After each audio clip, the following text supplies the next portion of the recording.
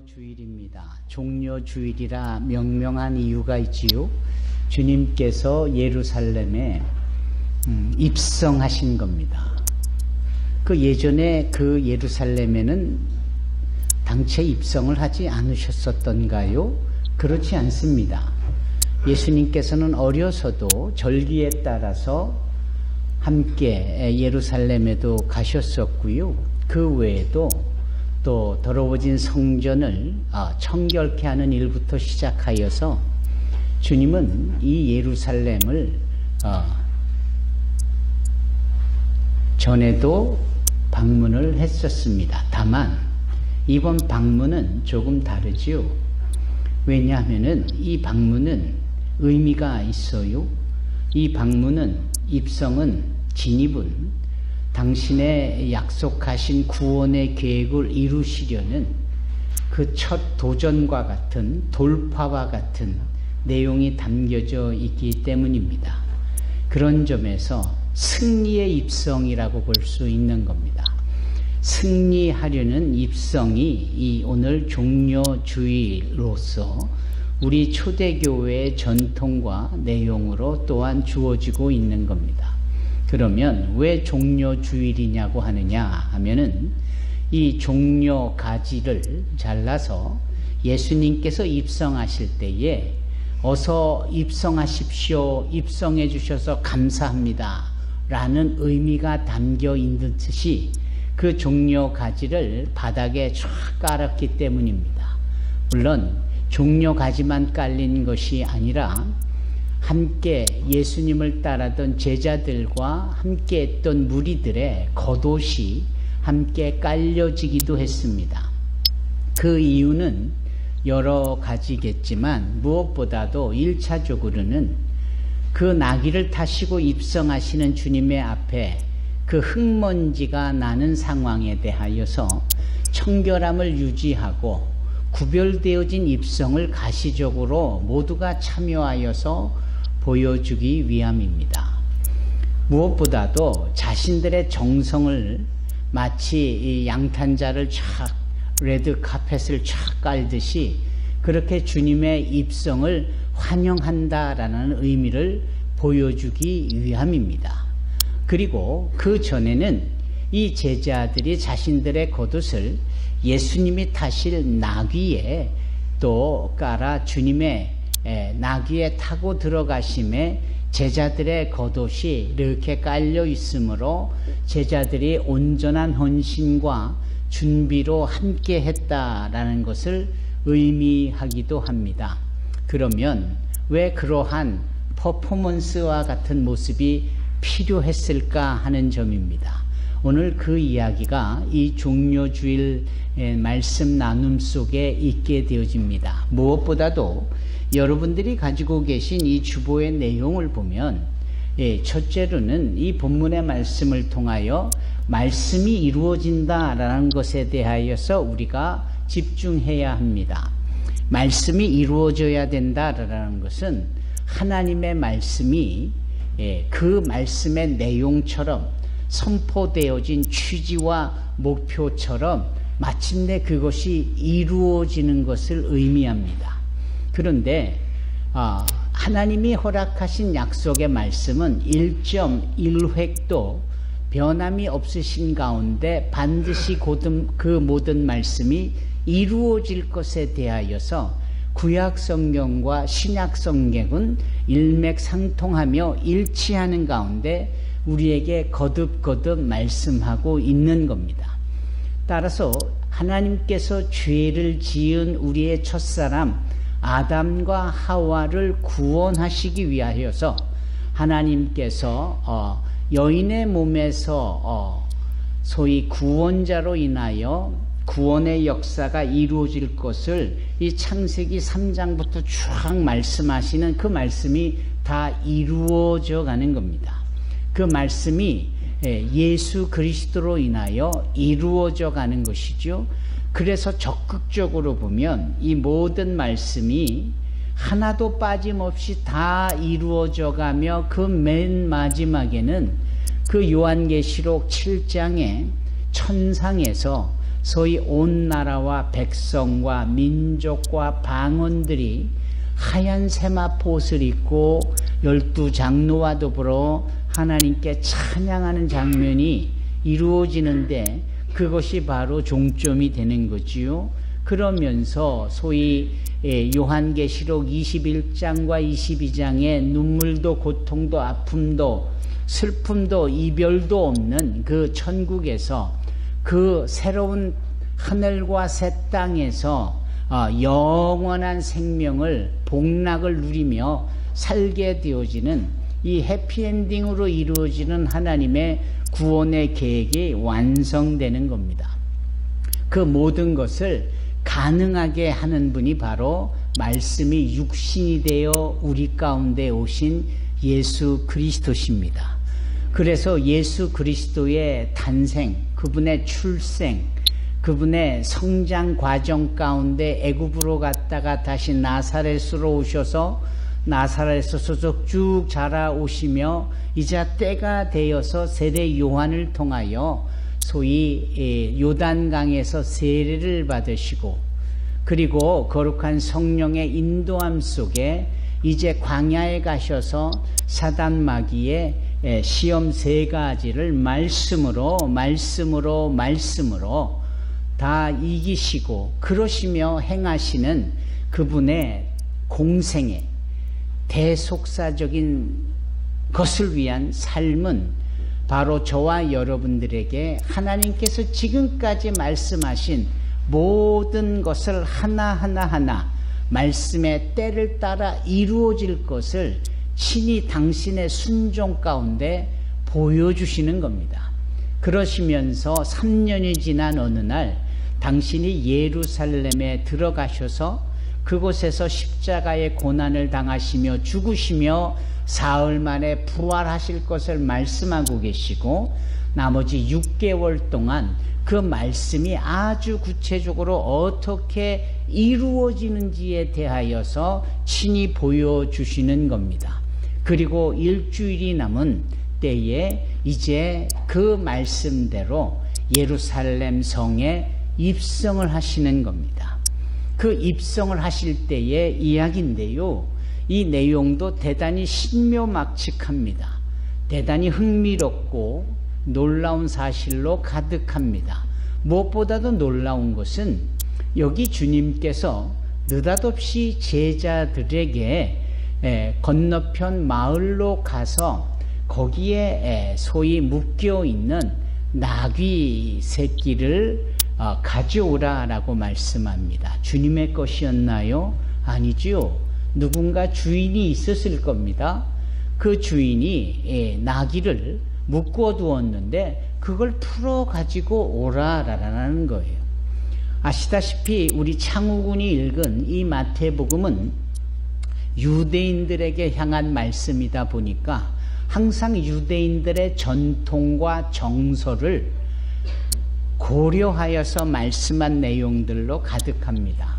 항상 이 유대인들은 습관적으로 어떠한 중요한 일에는 항상 증인을 요구하는 습관이 있었고 그럴 것을 대비하여 항상 2사람의 증인을 항상 요구하고 준비하고 그렇게 일을 진행합니다. 심지어는 나귀조차도 한 마리가 아닌 2마리 어미와 나귀 새끼 이렇게 그것은 지극히 유대인들의 관습과 정서를 고려한 그래서 유대인들이라면 그 내용이 얼마나 중요한지를 보여주기 위한 우리 주님의 섬세한 배려였음을 말씀합니다. 그러면 얼마나 중요했기에 그렇게 배려하셨을까요? 스가랴 선지자에 따르면 주님께서 오시는데 메시아 기름을 받은 구원자가 이 세상에 오시는데 그분은 겸손의 왕으로 오신다.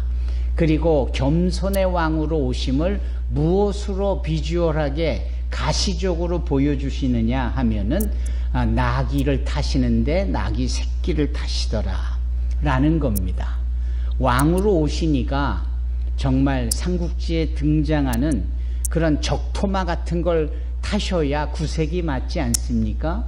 그러나 그건 어디까지나 인간적인 우리의 생각이겠고, 우리 주님은 한눈에 봐도 겸손의 왕이라는 것을 모두에게 보여주시기 위하여 일찍이 스가랴 선지자를 통하여서 나귀 새끼를 타고 오실 것을 말씀하시는 겁니다.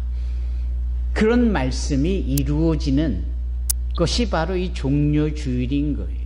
따라서 나귀 새끼를 풀어오라라고 하신 이유가 그 말씀을 그 세세한 그 하나까지도 이루시려는 주님의 섬세한 구원의 완성이 담겨져 있는 겁니다.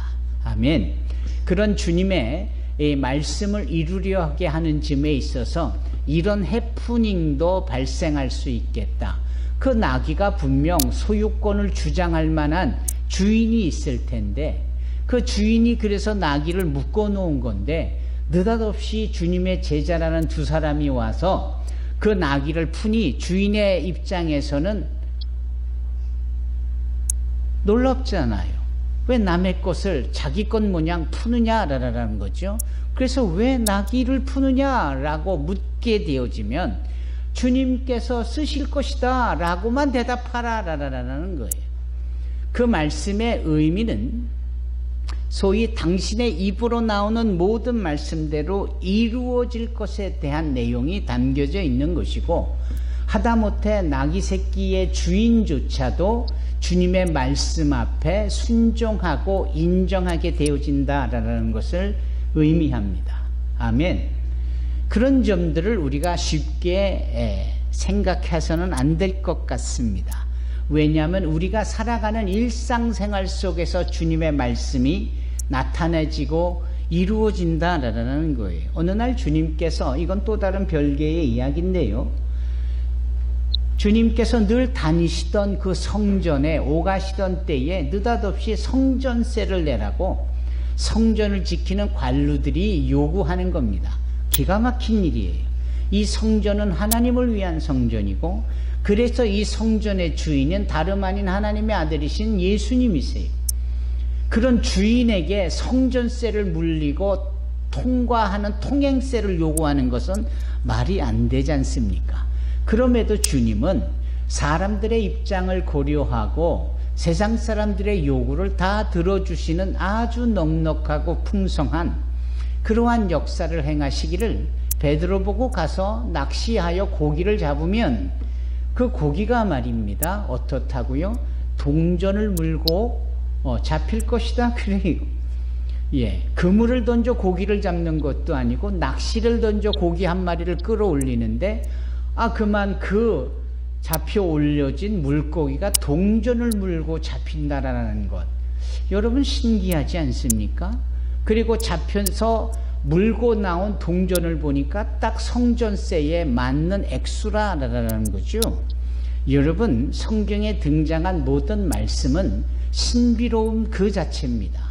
그러나 우리가 분명히 알고 믿어야 할 것은 모든 신비로운 말씀이라 할지라도 그대로 이루어지게 될 줄로 믿습니다. 여러분, 주님께서 그것을 보여주시는 장면이 여기 1절부터 있는 겁니다. 만일 누가 너에게 무슨 말을 하거든 주님이 필요하시답니다 라고 하여라. 그러면 즉시 내어줄 것이다. 왜냐하면 이 모든 상황과 절차가 그 구약 성경에 등장한 수많은 선지자들의 입술을 통하여서 선포되어졌던 하나님의 말씀을 이루려 합니다라는 겁니다.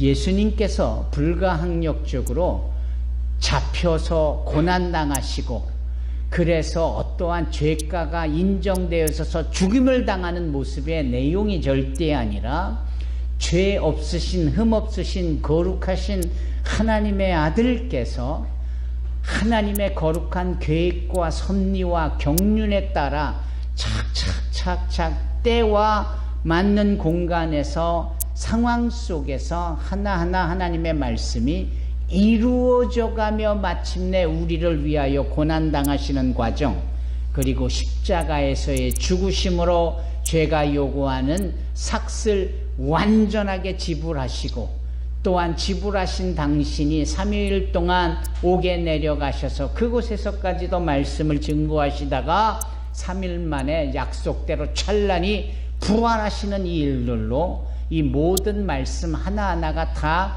말씀대로 응하게 하려 합니다. 오늘 2024년 우리가 맞아 하나님 앞에 예배하는 이 종료주일도 천상의 세계로 이어지는 우리의 구원의 운명 속의 한 모자이크와 같은 조각이고, 이게 다 하나님의 우리를 향하신 그 말씀의 조각이며 그 말씀을 응하여 이루게 하는 증거인 줄로 믿습니다. 여기 두 번째로 등장을 하는 내용이 있지요. 소동 가운데 겸손의 왕으로 오셨더라 라는 거예요. 여기 5절에 보니까 시온의 딸에게 말하여라, 보아라, 네 왕이 네게로 오신다. 그는 겸손하여 당나귀를 탔는데 어린 당나귀 곧 나귀 새끼를 타고 오신다 라는 이 말씀. 그래서 두 제자들이 가서 예수님께서 지시하신 그대로 했더니 그들은 당나귀와 그 새끼를 데리고 와서 그 등에 자기들의 옷, 소위 겉옷을 깔게 된 것이고, 예수님께서는 그 위에 앉으셨고, 그리고 수많은 사람들이 자기 옷을 벗어 길에 깔았고 나뭇가지, 곧 종려나무 가지를 잘라 이렇게 했다라는 겁니다. 이것이 무엇을 의미하느냐? 수많은 사람들의 인파 속에 나귀를 타고 오시는 겸손한 주님의 모습입니다. 어느 날 평화로웠던 예루살렘에 한바탕 소동이 일어납니다. 그 소동은 한눈에 봐도 범상치 않는 자들이 많은 보화와 선물들을 가득가득 싣고는 그 예루살렘에 온 거예요. 이들이 누구냐? 동방 어딘가에서 온 박사들입니다. 현자들입니다. 평소에 보지 못하던 옷차림과 한눈에 봐도 지성으로 가득하고 범상치 않은 사람들이었어요. 그런데 그들이 예루살렘에 와서 그 당시 예루살렘에 소위 왕으로 여겨졌던 헤롯이라는 자 앞에 섰는데 너무나도 당당한 거예요. 오히려 그들 입에서 나오는 말이 뭐냐면, 오늘날 이 유대 왕이 오셨는데 그 왕이 어디서 태어나느냐? 우리가 저 동방에서 그 왕의 왕 되신 분을 아련하러 이렇게 왔다라는 거예요. 그랬더니 이 왕좌에 앉았던 이 헤롯 왕이 얼마나 당황했겠어요.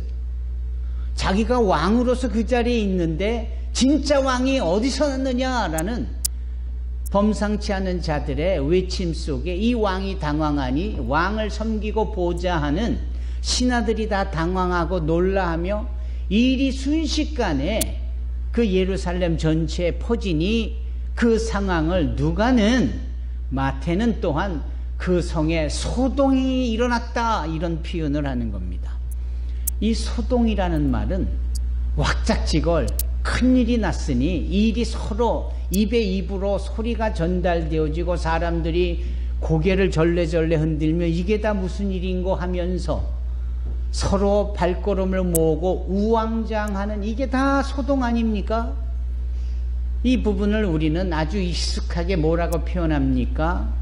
가짜들에게 진짜가 나타나니 이 가짜들이 바퀴벌레처럼 소동을 일어나며 그냥 난리를 피고 있는 모습이겠다라고 했지요. 그런 겁니다. 소동이라는 것이 그런 거예요.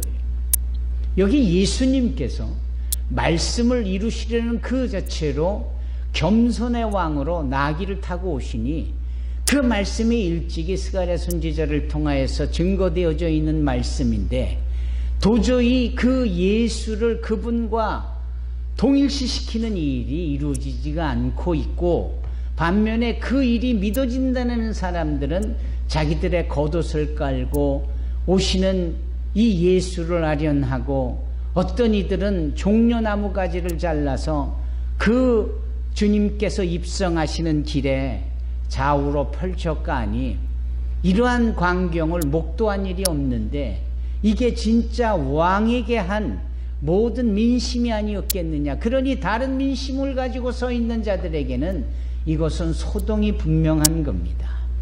가짜 왕도 그랬겠고 가짜 제사장들도 그렇겠고 그러한 힘 있는 자의 편에서 그냥 무사안일하게 그런 자리에 서가지고 침묵하고 있는 비겁한 자들도 그랬겠고 실제를 모르는 그 자리에 와 있는 이방인들도 그랬겠고 한바탕 소동이 벌어지는 겁니다. 그 소동 속에 오시는 주님의 겸손함은 너무나도 잔잔하지요. 너무나도 분명합니다. 너무 확연하게 구별이 되는 거예요. 소리와 상황은 엄청나게 소동적인데 반하여 진짜 주인공이시는 예수님은 어린 나귀 새끼에 제자들의 겉옷으로 단장되어진 그곳에 겸손의 왕으로 오시는 것. 저는 이 내용을 보면서 마치 갈멜산에 850몇 명의 소동을 벌이는 가짜 우상을 섬기는 거짓 선지자들 앞에 조용히 서 있는 엘리야를 대비시켜 볼 수 있다고 생각합니다. 그들은 얼마나 한바탕 소동을 벌이는지 그 소동 자체로 해결이 안 되니까 칼을 빼들고 자기 몸을 긋고 피를 흘리고 자해하고 온갖 괴성과 온갖 시끄러운 소리를 동반하잖아요. 반면에 그 850명 앞에 선 단 한 사람 엘리야는 너무나도 조용합니다. 왜지요? 진짜를 알고 있고 진짜를 믿고 있고 진짜가 누구인지를 곧 선포할 것이기 때문입니다. 그래서 조용한 성 가운데 섰던 엘리야가 더 큰 소리로 외쳐봐라. 니네가 찾는 그 바알이 혹시 낮잠을 자고 있는지 어느 시장통에 가서서 헛짓거리하고 있는지 더 소리를 높여 소동을 켜봐라. 그래야 니네 신이 나타날지 혹시 알겠느냐. 오히려 엘리야가 조롱하지요. 그러면서 그의 외침 한마디 하나님이 되심과 이 종이 하나님의 종이 됨과 이 모든 일이 하나님이 펼치신 일임을 만인에게 알게 하여 주옵소서라는 이 한 문장의 기도 앞에 하늘에서 여호와의 불이 내려 예비되어진 그 번제단에 그 번제물을 태우고 번제단을 태우고 번제단을 떠받는 그 12돌을 태우고 그 주위에 있는 고랑에 흠뻑 적게 물을 적셔놓은 것을 다 핥아버리고. 여러분, 우리 주님의 이 땅에 오심은 이런 겁니다. 그분은 너무나도 고요히 오셨고 너무나도 갈릴리를 오가시며 소리 없이 삶으로 그 진짜이심을 나타내셨고 그 마지막 정점에 겸손의 마침표를 찍으시고 계시는 걸 보면 들내기 좋아하고 소리내기 좋아하는 분위기에 편승하고 돌아가는 세상에 화들짝 놀라하는 우리는 오히려 눈의 시각을 예수께로 돌려 겸손하신 주님을 따르는 모습이 우리 가운데 또 있도록 해야 할 줄로 믿습니다. 이 고난주간이 시작되어지는 이 주님의 승리의 입성인 이 종료주일에 그와 같은 다짐과 결심이 저와 여러분들에게 있기를 주님의 이름으로 축원합니다. 세 번째로 여러분들이 보셔야 될 대목이 있습니다. 9절부터 제가 읽습니다. 예수님의 앞뒤에서 따라가던 사람들이 소리칩니다. 다윗의 아들에게 호산나. 호산나라는 뜻은 지금 우리를 구원해 주십시오 라는 뜻입니다. Save us now, here.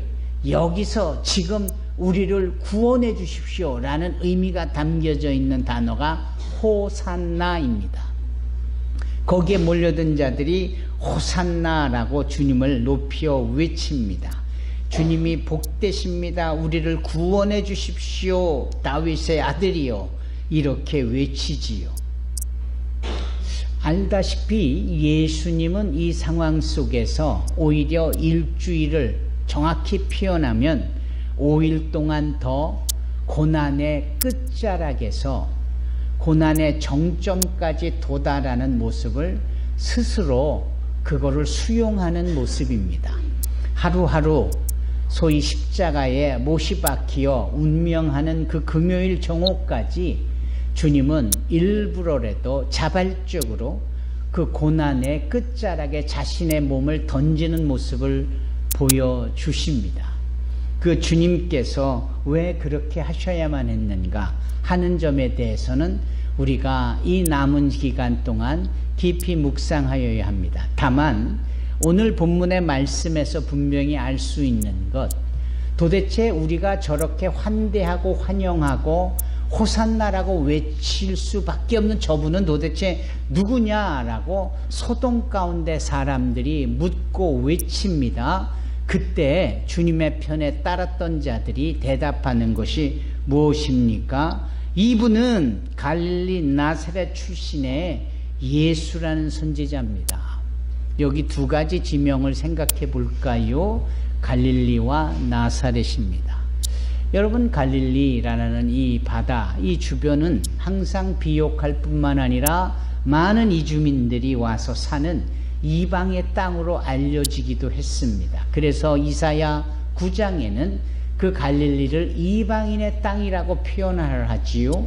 예수님은 그렇게 이방인들이 모여져 있는 유대인들의 터인 갈릴리 호수 주변 일대를 오가시며 기사와 이적과 또한 표적을 나타내셨습니다. 병든 자를 고쳐주시고 귀신 들린 자들에게로부터 귀신을 내어 쫓아주시며 문제를 해결하시되 배고픈 자들에게는 배불리 먹을 수 있도록, 그리고 억눌려 있는 자, 포로된 자들에게는 자유를 허락하셨고, 실제적으로 보이지 않는 질병이 고쳐졌는지 안 고쳐져 있는지 본인만 알겠지만, 여러분, 보지 못했던 자가 눈을 떠서 볼 수 있는 거는 객관적으로 우리가 얼마든지 볼 수 있고 확인할 수 있는 내용 아닙니까? 귀가 들리지 않았던 분들이 느닷없이 주님으로 인하여서 귀가 들리는 것을 보게 된 사람들이 그거를 인정할 수밖에 없지 않겠습니까? 말 못하던 분들이 입이 터져서 말을 한다? 그걸 옆에서 듣던 사람들이 얼마나 놀라겠습니까? 이런 식인 거죠. 심지어는 끝이다 라고 여겨지는 죽은 자들까지도 살려내시는 일들, 그렇지 않습니까? 당장 죽은 자를 살려낼 수 있었던 것은 아직 죽지 않았다가 그렇게 될 수 있다라고 끝까지 이견을 제시하는 분들도 계시겠지만, 죽은 자 가운데 아예 장례를 치루어서 장례가 된 지 하루, 이틀, 사흘, 나흘이 된 사람까지도 주님은 나사로야, 그 사람 이름이 나사로였거든요. 나사로야 나오라 그랬더니 아이 죽어 장사되어, 사람들의 말로는 죽어서 이미 썩어 시신이 부패하여 냄새까지도 나던 이 나사로가 건강한 모습으로 일어나 나오는 모습까지도 우리가 요한복음 11장에 보지 않습니까? 폭풍과 그리고 흉흉하여 뜨는 물결까지도 주님은 말씀하시고, 아까 말씀했잖아요. 성전세가 필요하다라고 하는 만큼 이 물고기가 어디서 그 동전을 물고 왔는지 아무도 모르지요. 예. 이 다음에 천국 가서 주님께 물어보십시오. 예. 어떻게 그럴 수 있었는지. 결과만을 말한 이 성경 말씀에 우리는 놀라울 따름이지만 하나가 모두가 다 이 주님이 행하시는 일들이신 거예요. 그래서 주님께서는 이 갈릴리에서의 역사가 보통 의미를 담기고 있는 것이 아니겠구나. 그리고 분명히 알 것은 이 갈릴리는 소위 이어주는, 링크시켜주는 연결고리라는 이름의 의미가 있다라고 했지요. 예. 서로 깍지를 끼워서 고리로 연결하는 겁니다. 이게 바로 갈릴리라는 뜻이에요. 참 의미가 있지요. 예수님이 3년 동안을 쭉 다니면서 보여주셨던 그 모든 공생의 사역은 하늘과 이 땅을 이어주는 고리인 거예요. 여러분, 어느 날 야곱이 형과 아버지를 속여 먹고는 그 집에 머무르고 없어서 하란으로 떠나야 될 때, 그가 베델이라는 곳에서 하룻밤 유숙하며 그래서 돌을 취하여 베개 삼고 잘 때 꿈을 꿨는데 그 꿨던 그 베델이라는 지역에 그 꿈에 등장하는 거대한 사다리를 기억하십니까? 그 사다리가 하늘과 이 땅을 이어주고 있지 않습니까? 그 천사들이 오르락내리락 하는 그 사다리의 이름이 갈릴리인 거예요. 그렇게 주님은 우리를 이어주신다라는 거예요. 그래서 주의 은혜 사슬 대사 나를 주께 매소서, 이게 찬송가 28장인데 그 노랫말 속에 주님의 사슬이 고리 갈릴리예요. 나를 주께 매어 이 링크 시켜 달라는 이게 갈릴리인 거예요. 예수님이 갈릴리에서의 사역 그곳 출신으로 알려지면서 하나님과 사람을 이어주는, 천국과 세상을 이어주는 인비트위너, 브리지, 그 역할을 하시는 분이시다라는 거예요. 두 번째, 그분이 갈릴리 나사렛 출신이시다. 여러분 지난 금요일 저녁에 맞습니까? 나사렛에 대하여서 우리가 함께 금요 예배 때 나누었는데 그때 들었던 분들은 한 번 더 확인하시고 그때 참여치 못한 분들은 잘 들어보세요. 그 예수님을 나사렛이라고 표현하는 겁니다. 누가복음 4장에.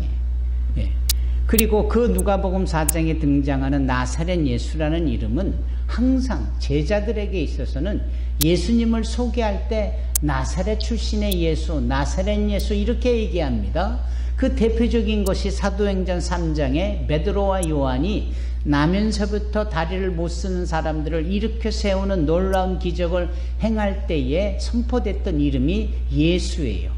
예수의 이름으로 명하노니 일어나 걸으라. 그런데 성경을 보면, 사도행전을 보면 나사렛 예수 이름으로 명하노니 일어나 걸으라, 나사렛이라는 이름을 붙여요.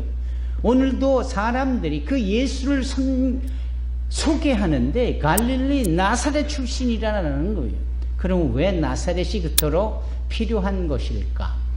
나사렛은 우리의 찌그러지고 위축되어진 소위 가난의 끝자락과 우리의 힘으로는 생존조차 하기 어려운 삶의 무거운 질고를 가득 진, 정말 저 달동네 저 판자촌과 같이 정말 어렵게 사는 모든 것을 다 담고 있는 단 하나의 단어가 바로 나사렛인 겁니다.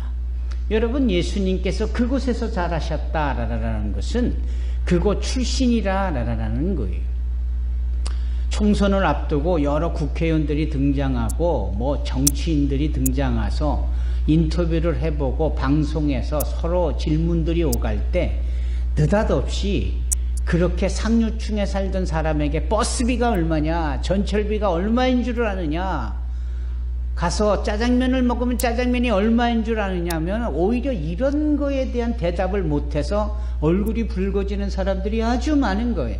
한 번도 버스를 타본 적도 없고 전철을 타본 적도 없고 어디 우르르 달려가서 짜장면을 먹어본 적도 없고 그냥 호의호식하면서 그렇게 상류층에 살다 보니 가난한 백성들, 국민들의 허리띠를 졸라맨 상황을 내가 경제적으로 발전시켜 그들을 돕겠다 말은 그럴싸하게 하는데, 그 가난함 속에 버스비가 얼마인지 모르는 사람이 그런 얘기를 하면 얼마나 어불성설입니까? 예수님께서 이 땅에 오시는데 그분이 하나님의 아들이시라니 얼마나 위대하십니까? 장엄하신 분이십니까?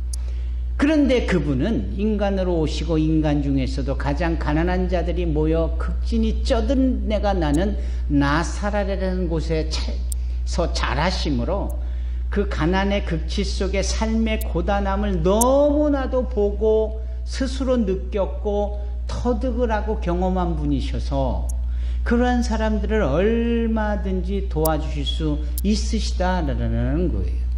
그래서 히브리서 4장 15절에 보면 그 위대한 제사장이신 예수께서 우리를 체휼, 즉 도와주실 수 있는 분이시다라는 거예요. 나중에 가서 또 한 번 얘기가 되겠지만은 부활하신 신령한 몸으로 부활하신 주님의 손바닥에는 여전히 못자국 난 손을 지니고 계시잖아요. 그것은 증거인 거예요. 무슨 증거입니까? 아프냐? 이렇게 경제적으로 어렵게 살아가는 것이 힘드냐? 나는 그 모든 것을 포함한 십자가에서의 고난을 직접 경험해 봤던 나이고, 그러한 고통 속에서 나는 부활을 하여 승리한 자였기에 너의 고통을 내가 알고 그 고통에서 너를 도와줄 수 있단다, 이런 뜻이에요. 이 예수는 그냥 예수가 아니라 갈릴리 출신의 예수요, 나사렛 출신의 예수라고 그 승리하신 종려주일 그 예루살렘에서 외쳐 선포될 수밖에 없었던 겁니다. 여러분, 나를 아시는 주님께서 나를 온전히 도와주십니다. 그 도와주시는 것을 실제적으로 나타내 보이시는 사건이 오늘 본문입니다. 이 종려주일, 그리고 내일부터 시작되어지는 고난의 한 주간 속에 저와 여러분들은 갈릴리 출신이요, 나사렛 출신이요, 하나님으로 우리를 이어주시고 힘든 우리를 승리케 하시는 그 주님과 동행할 수 있기를 주님의 이름으로 축원합니다. 기도하겠습니다. 거룩하시고 사랑이 많으신 하나님,